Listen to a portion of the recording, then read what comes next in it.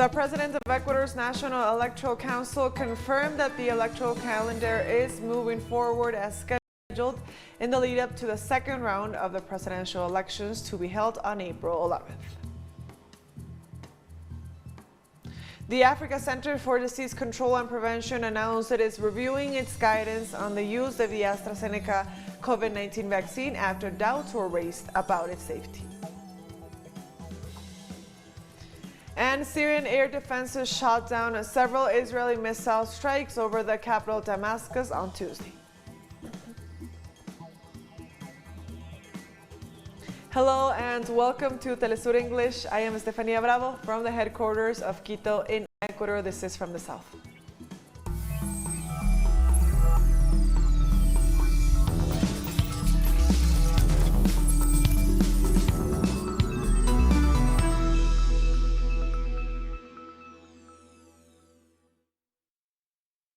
Electoral Council Diana Tamain confirmed that the electoral calendar is moving forward as scheduled in the lead-up to the second round of the presidential elections to be held on April 11th. The electoral calendar moves forward as planned. Today the campaign begins. On March 21st, the second round debate will also be held, and so on until we reach election day. This appeal is a right of the political organization. It does not change the ruling that Ecuadorians are already aware of. It is an appeal for clarification of any doubt that the political party may have. We have initiated all the administrative procedures for the printing of the ballots in coordination with the National Geographic Institute. And the electoral official urged both candidates and the different political parties to conduct a clean electoral campaign. What we suggest is to conduct a clean campaign, open to proposals, to face-to-face debate, to maintain the right to information that citizens have to decide on the proposals of the candidates. We call on citizens to stay informed of everything through official media, because unfortunately, false news on social networks does a lot of damage to the transparency and legitimacy of the election. In Bolivia, the government is studying the possibility of an opening of a legal case against the Secretary General of the Organization of American States, Luis Almagro, over his interference in the internal affairs of the country. Justice Minister Ivan Lima informed that the possibility of legal action against the OAS Secretary General stems from his report and claims regarding alleged fraud in the 2019 elections, which were used by far-right sectors as a pretext for the coup against the Evo Morales government.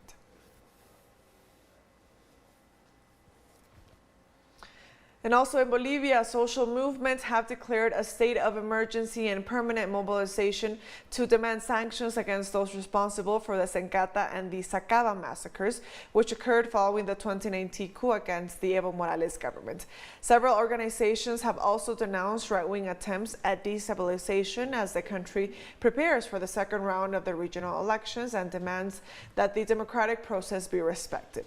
At least 19 protesters were killed by military and police forces in Sencata and Sacaba in November of 2019 as they took to the streets to reject the coup.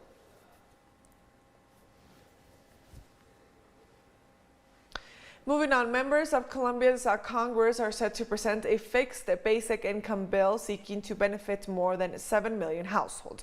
This initiative seeks to grant families of 5 members or more with a universal basic income of around 470,000 pesos. Congress member Angela Maria Robledo explained that if approved, the bill will benefit women heads of households in order to contribute to their economic autonomy. In this sense, the executive branch of the National Teachers Union held a rally in the capital to express its support for the proposal.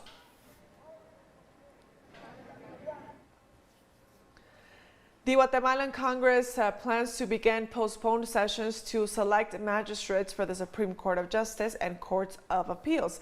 This replacement of members and of both courts should have taken place in October of 2019, but a series of irregularities in the postulation commissions led social organizations to file appeals on the grounds of unconstitutionality. The selection of the officials will be conducted through an oral exam, as indicated by the Constitutional Court, which was also at the center epicenter of the attacks by the legislature. In this sense, social and rural movements have reiterated their rejection of the proposed magistrates, linking them to the misappropriation of national resources and to mining industries, as well as other corrupt actions.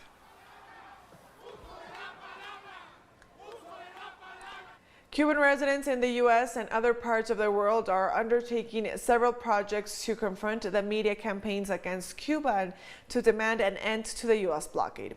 This initiative, named Bridges of Love, led by Cuban-American activist Carlos Lazo, has called to mobilize on March 28th as part of a global caravan against the U.S. sanctions on Cuba. This campaign includes activists from the Association of Cuban Residents in Canada and the Associations of Cubans in Europe.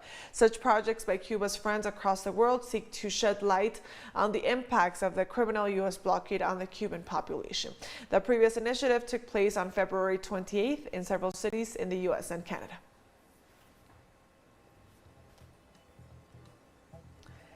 We're taking our first break now. Join us again after this. And don't forget to follow me on my Twitter account at TeleSUR for more news on Latin America and the Caribbean as well. Stay with us.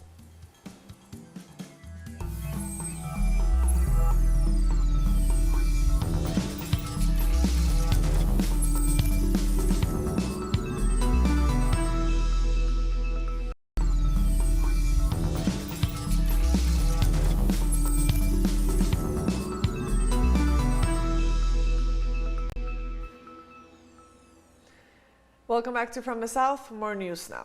The Africa Centers for Disease Control and Prevention announced it is reviewing its guidance on the use of the AstraZeneca COVID-19 vaccine after doubts were raised about its safety. Africa CDC directors explained that an emergency meeting was convened with all the member countries of the organization to look at the data on the vaccine and provide guidance. He stressed that the response should be based on strong science and evidence. Many countries in Africa are relying on the AstraZeneca vaccine as it is cheaper and easier to store. Under the COVAX initiative, around 14.5 million doses have been delivered to African nations. The World Health Organization said there is no evidence of a link between the vaccine and the higher risk of blood clots, but is reviewing the situation. Meanwhile, the number of confirmed cases of COVID-19 on the African continents have passed 4 million on Tuesday, according to reports from the Africa Centers for Disease Control and Prevention. The health agency also noted that the number of deaths related to the virus had reached over 108,000. 9 African countries have so far reported more than 100,000 confirmed cases of COVID-19. South Africa is the hardest hit with more than 1.5 million cases, followed by Morocco, Tunisia, Egypt, Ethiopia, Nigeria, Libya, Algeria, and Kenya.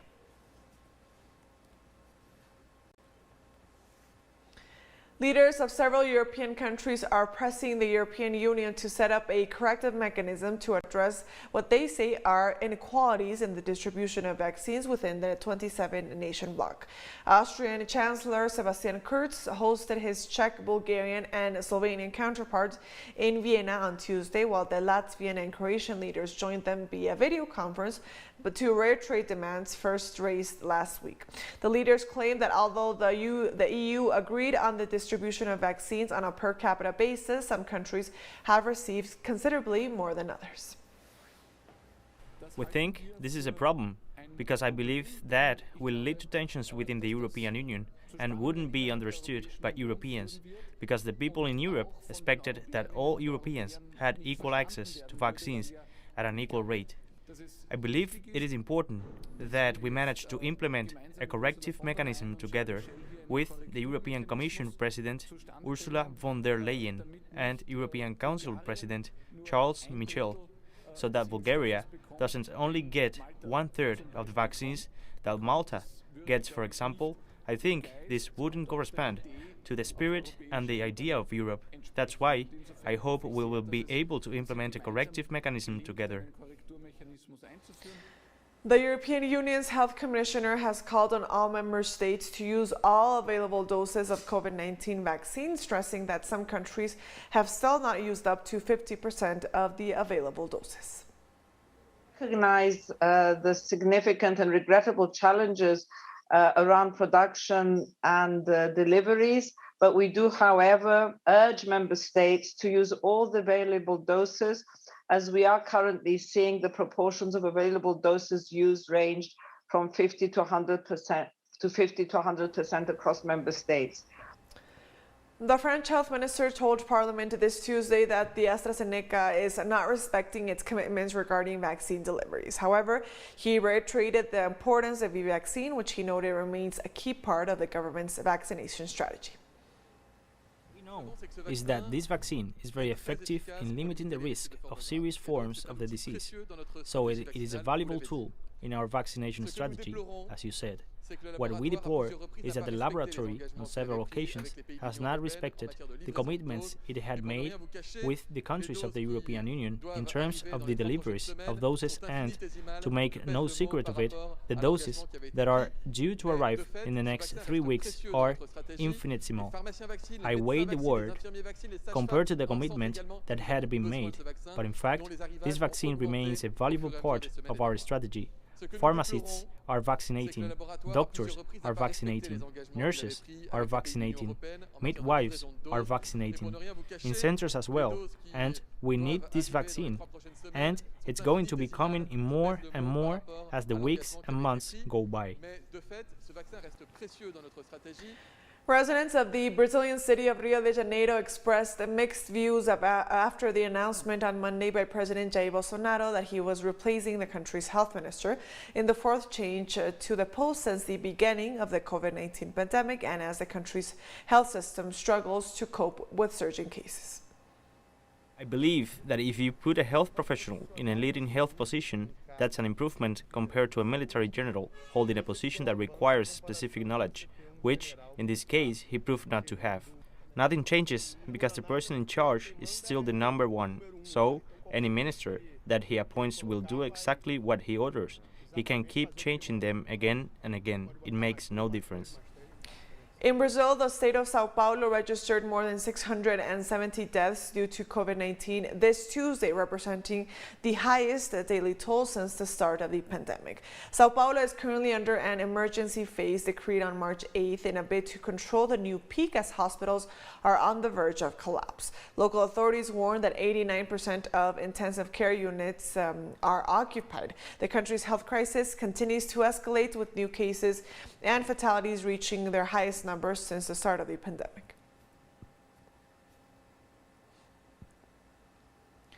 And Brazil's new health minister, cardiologist Marcelo Queiroga, held a press conference along his predecessor, Army General Eduardo Pazuello, on Tuesday, during which he vowed to combine efforts against the pandemic with the preservation of economic activity.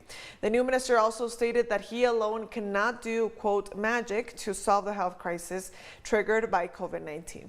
His appointment comes as President Jair Bolsonaro's government faces serious criticism for its chaotic handling of the coronavirus and repeated denials of the severity of the crisis. Brazil is in the grip of a second wave of the pandemic, with an average of more than 1,800 COVID-19 deaths per day, while its hospitals are on the verge of the collapse.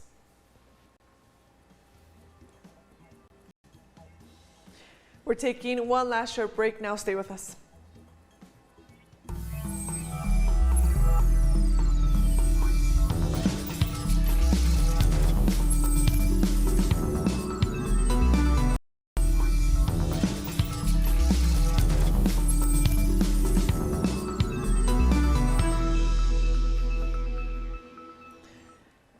Welcome back to From the South. More news now. Syrian Air Defense shot down several Israeli missile strikes over the capital Damascus on Tuesday. State news agency Sana reported that the missiles were launched from the Israeli-occupied Syrian Golan Heights on targets in the Damascus area, and air defenses intercepted the attack and shot down most of the missiles, adding that there were no casualties. Since the outbreak of the terrorist war imposed on Syria by the U.S. and its allies in 2011, Israel has routinely carried out strikes against the country but rarely confirms them. The attack also comes after the U.S. launched airstrikes on Syria on Thursday, targeting facilities near the Iraqi border.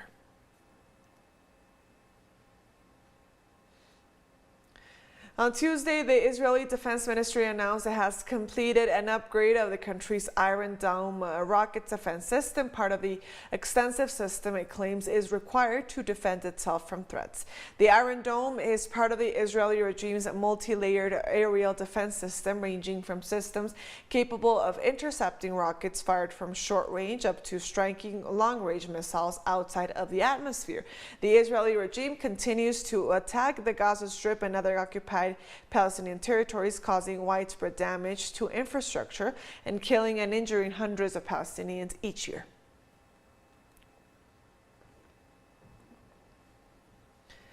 In Afghanistan on Tuesday, gunmen opened fire at a minibus belonging to a university in northern Baghal province, killing at least 2 people and wounding 6. The provincial governor said a student and the driver of the bus were killed in the attack on the outskirts of Puli Komri, the provincial capital. The wounded were all university lecturers. The bus was carrying students and teachers from the faculty and agriculture and was traveling to the university. No group immediately claimed responsibility for the attack. They were shooting suddenly. A student was sitting behind me. I saw blood was coming from his head. I felt pain in my shoulder. The car became uncontrolled. The driver got martyred. Algerian students demonstrated in the capital Algiers on Tuesday to reject the early legislative elections called last week.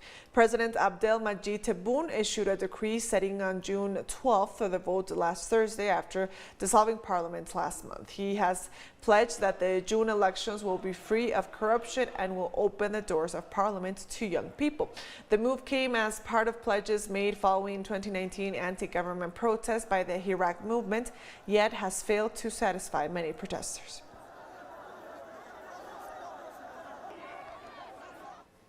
On Tuesday, protesters rallied outside the French Senate as politicians debate a controversial new security bill. The bill intends to criminalize the display and the distribution of images of police officers which are deemed harmful to the force. Opponents of the motion stress it will hamper the work of journalists, restrict the filming and publishing of images showing police brutality, and violates the freedom of expression. Mass protests were seen in the country last November when the bill passed in the lower house.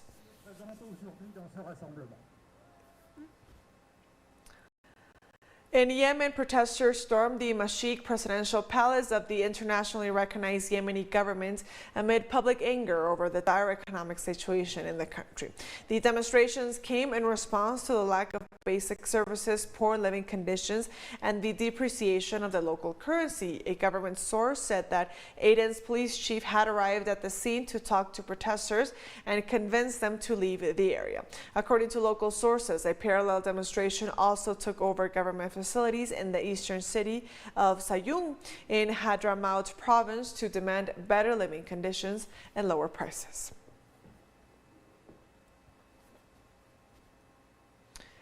Angry protesters blocked off several neighborhoods in the Lebanese capital Beirut on Tuesday as the local currency hit a new record low.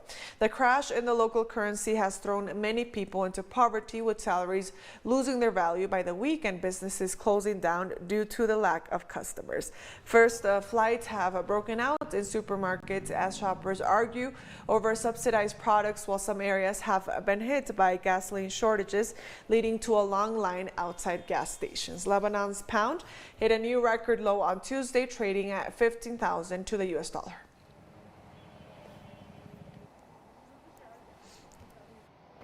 When a client comes here, even if he was a foreigner, they know how much the dollar is.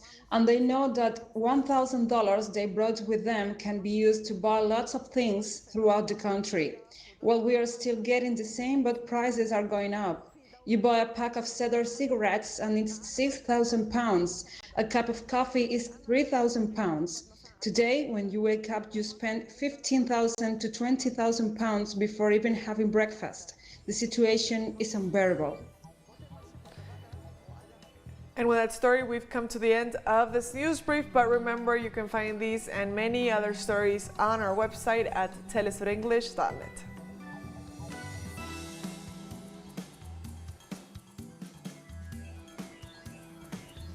And also be sure to follow us on our social media accounts. We are on Facebook, on Twitter, and on Instagram as well. For TeleSUR English, I am Estefania Bravo. See you next time.